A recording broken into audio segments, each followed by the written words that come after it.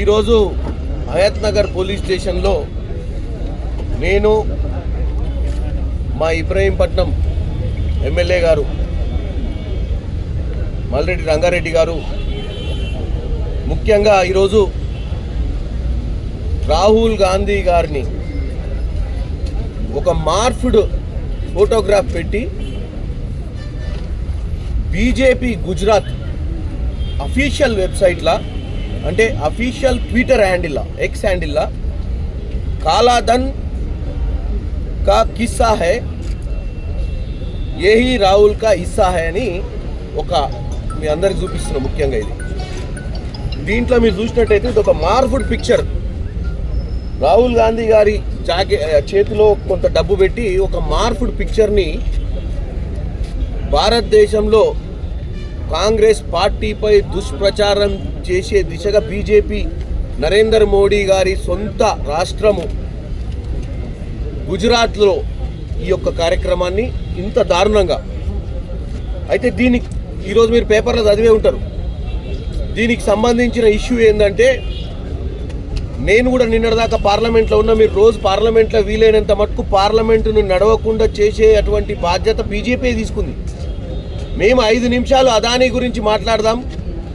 అదానీ మీద అమెరికాలో కేసులు ఫైల్ అయినాయి. అదానీ మీద అమెరికాలో కేసులు ఫైల్ అయినాయి కాబట్టి అదానీ మోడీకి దగ్గర మిత్రుడు కాబట్టి ప్రధానమంత్రి 10 నిమిషాలు ప్రతిపక్షాలకు ఇలా భారతదేశ ప్రజలకు వాస్తవాలు తెలవాల్సిన అవసరం ఉందంటే 2 వారాలలో 6 రోజులు హౌస్ అడ్జర్న్ చేయడం జరిగింది.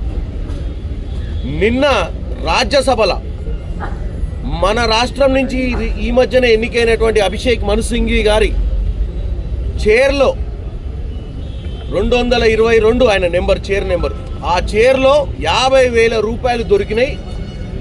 రాత్రి క్లీనింగ్ చేస్తారు కదా హౌస్ కీపింగ్ వాళ్ళు, క్లీనింగ్ చేసేటప్పుడు ఆయన కూర్చున్న కుర్చీలో 50,000 రూపాయలు దొరికినాయంటే మను సింఘ్వి గారు నిన్న క్లియర్గా చెప్పిండు, నేను 500 రూపాయల కంటే ఎక్కువ జేబులో పెట్టుకోను. నా కుర్చీలో ఎవరన్నా పైసలు పెట్టి కాంగ్రెస్ పార్టీని ఇటు హౌస్ని నడవకుండా దీని మీద నిన్న రచ్చ చేయడం రాజ్యసభలో. అంటే రోజు ఏదో వికృతంగా భారతదేశ ప్రజల ముందు కాంగ్రెస్ని తప్పుగా చూపించడం. 2 అటు రాజ్యసభ ఇటు లోక్సభ 2 కూడా సభలు నడవకుండా చేయడమే బీజేపీ లక్ష్యం.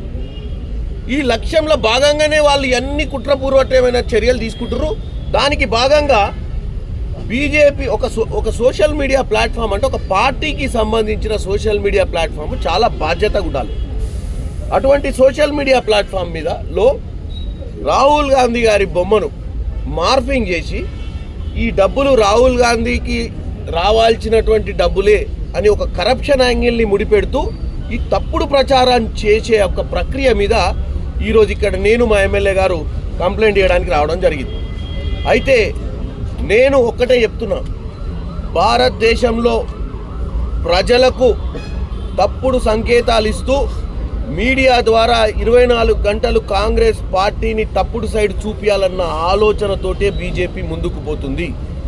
ఇవాళ రాహుల్ గాంధీ గారు ఉత్తరప్రదేశ్లో సంబాల్లో జరిగినటువంటి ఆ టెంపుల్ మాస్క్ పంచాయతీలో చాలా దారుణాలు చాలా సంఘటనలు జరుగుతుంటే ఆయన ఇప్పుడు కొత్తగా లోక్సభకు ఎన్నికైనటువంటి మా నాయకురాలు ప్రియాంక గాంధీ గారు మొన్న పొద్దున్నే సంబల్కి పోయే ప్రయత్నం చేస్తే వాళ్ళని దారిలో అడ్డుకోవడం జరిగింది. దారిలో అడ్డుకొని అక్కడికి పోనీయకుండా చేశారు. వాళ్ళిద్దరు కూడా లోక్సభలో సభ్యులు. వాళ్ళిద్దరు కూడా ఈరోజు సంబల్కి పోయి సంబల్లో వాస్తవాలు ఏందో తెలుసుకొని వచ్చి మళ్ళీ లోక్సభలో దేశ ప్రజల ముందు మాట్లాడాల్సిన అవసరం ఉండే. కానీ అసలు యోగి ఆదిత్యనాథ్ ప్రభుత్వం ఉత్తరప్రదేశ్లో వాళ్ళని అక్కడికి రానియకుండానే ప్రయత్నం చేసింది. అంటే వాళ్ళు వస్తే వాస్తవాలు బయటకు వస్తాయి. ఈ భారతదేశంలో ఇది ఒక సెక్యులర్ భారతదేశం. అన్ని కుల మతాలకు ఒకే వేదికగా ఒకే దిశగా బాబా అంబేద్కర్ సాహెబ్ గారు రాసిన రాజ్యాంగం, దాంట్లో సెక్యులర్ అనే ఫ్యాబ్రిక్ని కొల్లగొట్టే ప్రయత్నం చేస్తుర్రు అన్న ఉద్దేశంతో ఇవాళ కాంగ్రెస్ పార్టీ నాయకులు పోరాటం చేస్తున్నారు.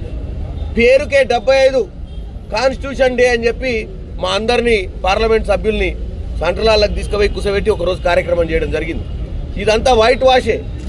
వాళ్ళకు నిజంగానే కాన్స్టిట్యూషన్ మీద నమ్మకం ఉంటే కాన్స్టిట్యూషన్లో రాసినటువంటి విషయాలు బాబాసాహెబ్ అంబేద్కర్ గారు ఈ రాజ్యాంగంలో అన్ని కులాలకు మనము అన్ని కులాలను సమానంగా చూడాలనే ఒక హక్కును దాంట్లో